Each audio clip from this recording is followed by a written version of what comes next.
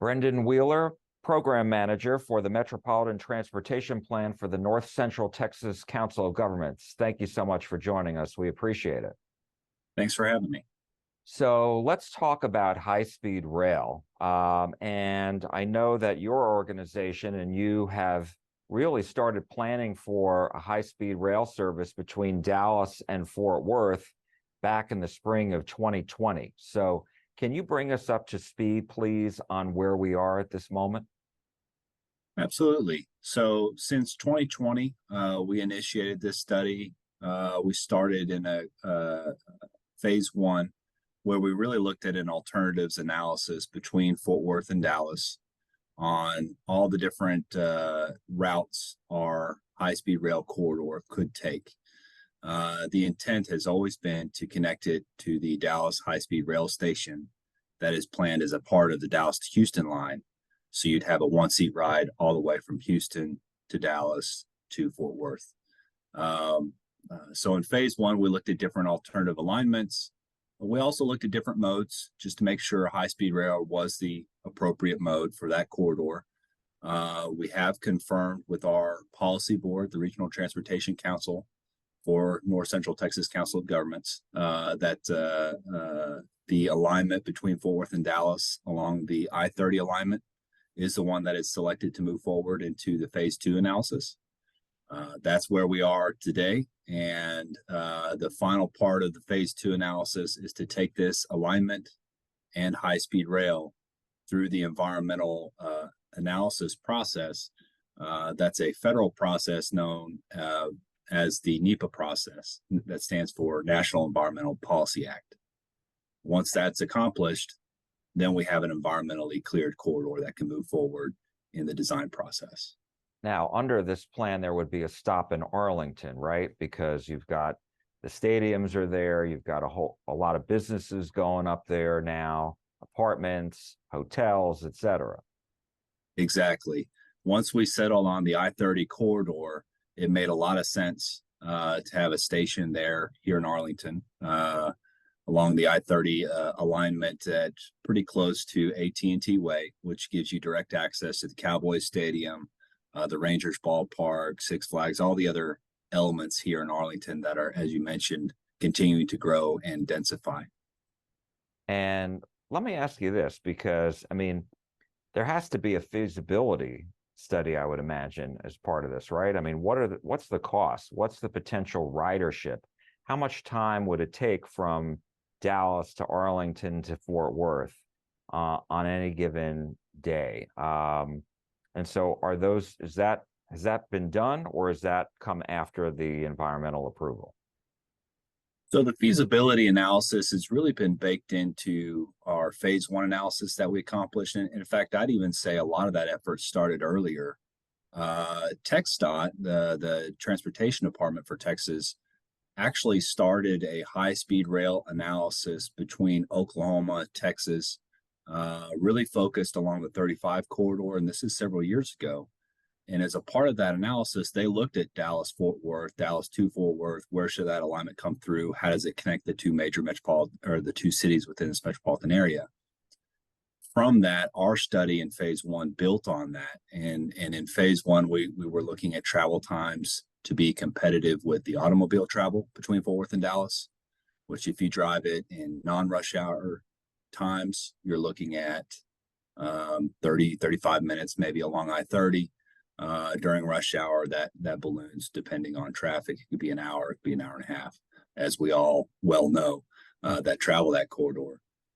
So for this to be feasible, really the project team, the RTC, would like this to be a part of this high-speed network nationally. So to get from Fort Worth to Dallas, we're looking at somewhere 30 minutes or less for travel time. The intent being, this isn't just a corridor to travel from Fort Worth to Dallas. We will catch some riders that way, but a majority of the ridership is likely going to be a part of this one-seat ride concept of going from Fort Worth to Houston. You just stay on the same train that stops in Dallas, maybe with a stop in Arlington, as you mentioned. That's really where we see the bulk of the ridership using this facility. And let me ask you this, because you have mentioned the Dallas to Houston, and yet that project, if I'm not mistaken, stalled for a time, and maybe Amtrak has helped it get back on track, so to speak, at least as far as the planning. So are you saying that the Dallas-Fort Worth is really contingent upon this Dallas-Houston route and perhaps a future route from South Texas through Fort Worth up to Oklahoma? It's a great question. I would say yes, in a way. Our project is not contingent on uh, just one opportunity and how to connect Dallas to Houston. So you mentioned Texas Central and their previous efforts, and they're still involved, as you mentioned, with now with Amtrak interested in that corridor. Um, we think that high-speed rail just makes sense considering the growth in the state, the growth in our region as an intercity option. So whether Texas Central and Amtrak put it together between Dallas to Houston, or whether another entity comes in if they're not able to get the ball across the goal line, we believe something's going to happen. Same thing on the Fort Worth to Austin, San Antonio side of things. So with that being said, our intent as a public organization is to make sure we have the connecting piece between Fort Worth and Dallas to connect to those two systems, those two statewide systems, at least environmentally cleared. It may not be built first. It could be built first if you desired to do that. We don't have high-speed rail, true high-speed rail built in the country yet. So building a 30-mile segment in Dallas-Fort Worth, the fourth largest metropolitan region in the country, connected to DFW Airport, which is the second busiest airport in the world, that would be a great showcase for, I believe, America to be able to say, look, we've actually stepped into the high-speed rail game. So there is an opportunity to build it first if that was the desire of the region, the desire of the state, perhaps. But going back to what I was saying about the Dallas to Houston piece or the Fort Worth to Laredo piece, our piece would be a connecting piece. So the intent is always to at least environmentally clear it and then have those discussions. One of those other projects coming online, how can our connecting piece be a part of that solution? So if I hear you correctly, there is no scenario right now in which the Dallas-Fort Worth piece stands alone. That's correct. It's really never been intended to be a standalone project with no connecting pieces whatsoever. Our Regional Transportation Council has always determined this would be a part of a one-seat ride system with other statewide facilities. It could be staged first, as I mentioned, but it would likely be followed a few years down the road with other projects. So it's not intended to be built with no other in a vacuum, if that makes sense. It's always intended to be a part of the statewide connected system. Isn't part of the problem with high-speed rail funding, because you had, the Texas Central, I mean, that had been in it for years. They didn't want government money. They didn't want any government funding from federal or state. And so it was really the marketplace that was supposed to come up. There were investors, I believe, from Japan, but it never came to fruition. Isn't that the problem? Is that money is an issue with this? And I mean, is there any scenario in which either a state or a federal government would provide, the funding for this?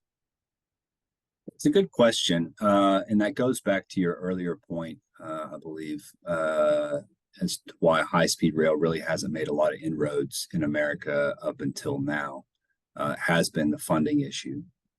Highways have a dedicated funding source. Even other transit lines have somewhat of a dedicated funding source, either at the federal or different state levels. But high speed rail really hasn't, and it is a significant capital investment. In Texas, we do believe in a public-private partnership model. So whether it's fully private or public-private, we believe the high-speed rail will not likely get built on the backs of the public sector funding alone. that is the direction California has chosen to take, and they're working through that process. In Texas, we just don't believe that's necessarily the winning formula to get it built, at least in our lifetimes. So So with California, that said, I can't speak too much to the Dallas to Houston piece, since that is led by a private endeavor now with Amtrak potentially involved. For our piece between Fort Worth and Dallas, we've understood from private investors that approached us from other countries and around the world that the environmental process, the NEPA process I mentioned earlier, that's a huge risk to private funding ventures. That can be a long process. It can be complicated. It just adds risk to the private venture. So in our world as an MPO, a metropolitan planning organization, we go through the NEPA process all the time for major highway projects in our region, major rail projects in our region for commuter rail, those kind of things. That's something that we feel we can handle, which is why we did this study to be able to environmentally clear this corridor, overcome that hurdle, and then provide this project an environmentally cleared corridor as an opportunity for future private investment, either an extension of Amtrak Texas Central's line from Dallas to Houston, or another provider. and when you talk about the route along I-30, are we talking about? I mean, you can't really do it between the westbound and eastbound lanes because it's almost all highway there, right? So, where would you be thinking about this? Where would this be done? And there would have to be almost certainly eminent domain, right? Has that been considered? And how likely a scenario is that where you'll have people willing to, well, if it's eminent domain, they won't have a choice, right? To give So up their we're property. Sure. No, those are good questions. And through our public involvement process in phase one and the beginning of phase two, we've received a lot of similar questions and good questions on how this could actually be built in the real world. I would say 95% of our alignment is within public rights of way. So one of the promises our department made to the governor of Texas several years ago, before we started the study, is that we would look to put most of this alignment, if not all of it, within public sector right of way to avoid the issues that you mentioned regarding eminent domain, concerns about property being taken, impacted, those kinds of things. We believe we've done a pretty good process in phase one and early phase two to help refine that alignment to reduce those impacts. In phase two, in this NEPA process that we're about to enter into with the Federal Transit Administration being our lead federal agency, we'll be looking a lot closer at designing the alignment and seeing what potential impacts there could be. I'll say on the west side of the alignment between Arlington and Fort Worth, that section of I-30, TxDOT is starting a study right now in how to rebuild that freeway, expand that freeway. It's still left over from the original tollway between Dallas and Fort Worth, and it hasn't really seen a major update like the Dallas section of I-30 has. So we're looking to actually integrate high-speed rail within that corridor, whether it be as an elevated configuration or perhaps in a trench in the median of the highway facility between Fort Worth and Arlington. As we go eastward into Dallas, that section of I-30 has been rebuilt. Most of that section has been rebuilt over the last decade or so. In that section, high-speed rail would likely be in an elevated configuration on basically a bridge, 20, 30 feet in the air, depending on where you are on the alignment. And perhaps it would be between the frontage roads and the main lanes. If there's space there, perhaps it'd be on one side of the frontage road. So depending on where we are in the alignment, that's where in this NEPA process, we'll be taking a harder look to see, does that impact neighboring properties? Does that impact the highway infrastructure? What are the costs? What are the societal impacts? And that'll be a part of our final report with FTA. Should be about a year from now at the end of 2024. Okay, so I was just going to ask you timing. So 2024, a year from now at the end? And then what about, that would include the TxDOT study of rebuilding I-30 west of Arlington to Fort Worth? The TxDOT studies on a different timeline. They'll likely finish it, I believe, sometime 2025, maybe around then, maybe 26, depending on what environmental Oh, wow. process they have to go through. So we're coordinating with them early to make sure that our process and their process are synchronized. But yes, our study and NEPA evaluation is looking to be complete in a tight 12-month time frame from when we started. We're in constant coordination with FTA on this item, and we believe we'll be entering the official National Environmental Policy Act process here in the next couple of weeks or so. And then this all raises the question, at least in my mind, about the technology, because when people hear high-speed rail, what are we exactly talking about? Because there's almost like a what's it called, maglev, where it's on a track almost, right? So it's almost like the monorail. Is it almost like the monorail at Disney World, except much faster? And then you've got just high-speed rail, which is maybe it's different, right? It's on set Sure. tracks, but it's different technology. And then, of course, we heard, even a couple of years ago about this Hyperloop. And I think they are building a test model for that. So what would this be? It's a great question. So if you imagine the rail technology that's out there today, your conventional freight trains, commuter rail, most of those top out around 90 miles per hour or so. Maybe some go a little faster.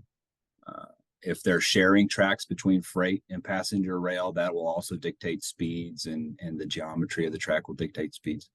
But that's something that we're all used to. We all see on a daily basis. Their speeds may be dictated by other things. As you get into the faster rail technology, high-speed rail, same types of vehicles. They're lighter vehicles than commuter rail vehicles, but they're electrified, much like maybe you would consider light rail with the overhead catenaries that you have in downtown Dallas.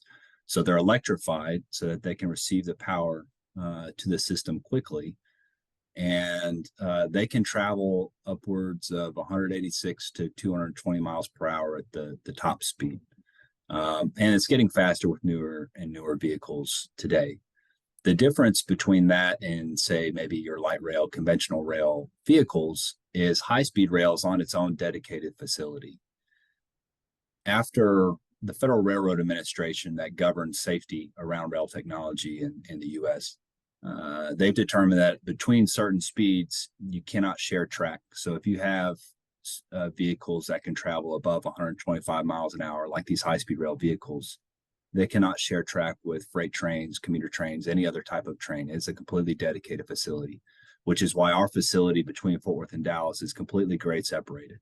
So even if it's in a trench, if it's in a tunnel, if it's elevated, it has no at-grade crossings with roadways.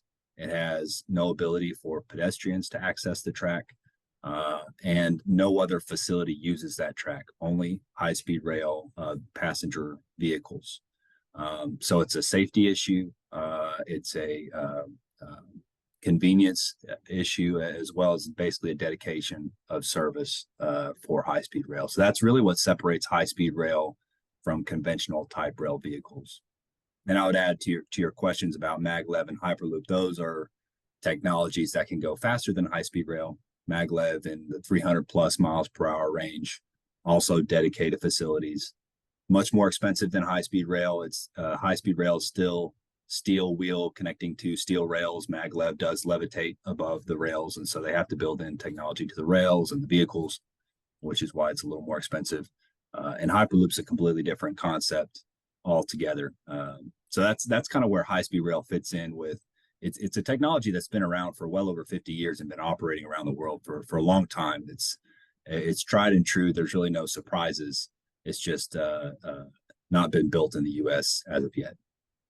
And my last topic on this, Sure. population growth, and why is something like this so important because when you look at the population growth that's projected for all of Texas, but even our area specifically, North Texas, the DFW region, we're at more than 8 million people now.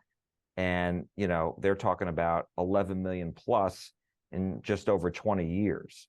So how does this fit in and why is this so crucial?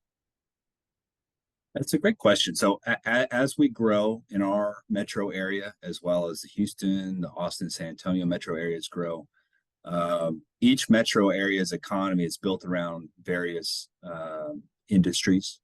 High-speed rail between all these economies helps to connect them, helps to diversify the economy, build workforce, connect workforce to access and opportunities, unlike we have before. Um, I believe based on Texas Central estimates, you're connecting Dallas and Houston in 90 minutes.